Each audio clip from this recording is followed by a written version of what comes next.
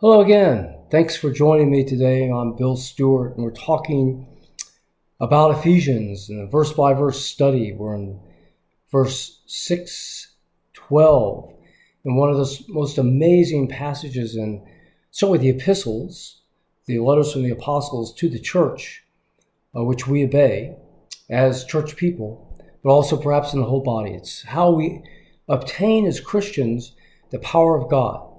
And we understood last time that, in the last couple of verses, that it's up to us to obtain this power.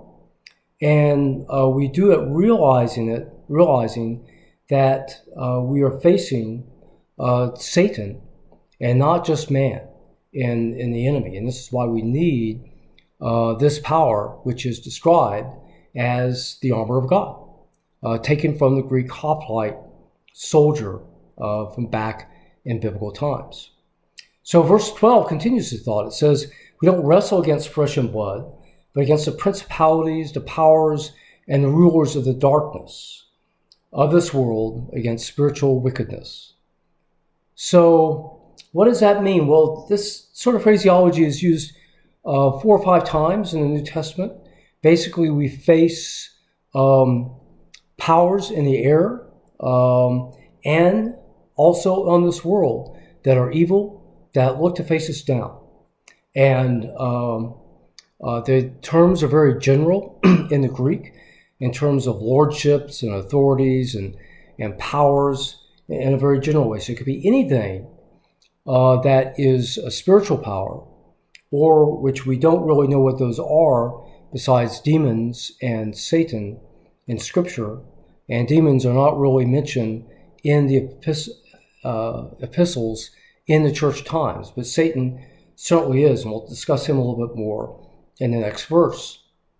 So certainly principalities in terms of government and any power, whether it's a strong private company or institution, can also have power and be a hand tool for evil. So it's telling us that we face really a great enemy, and that we confront them by the fact that we will dress up in this armor, which will be described starting in the next couple of verses.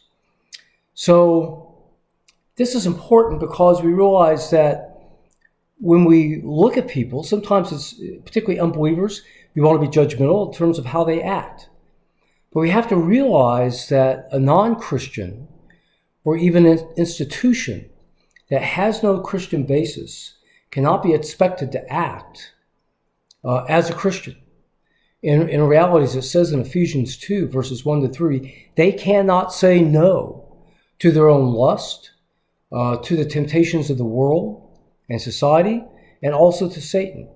And so it's Satan that's behind these people and institutions, driving them to make incredible judgments and decisions.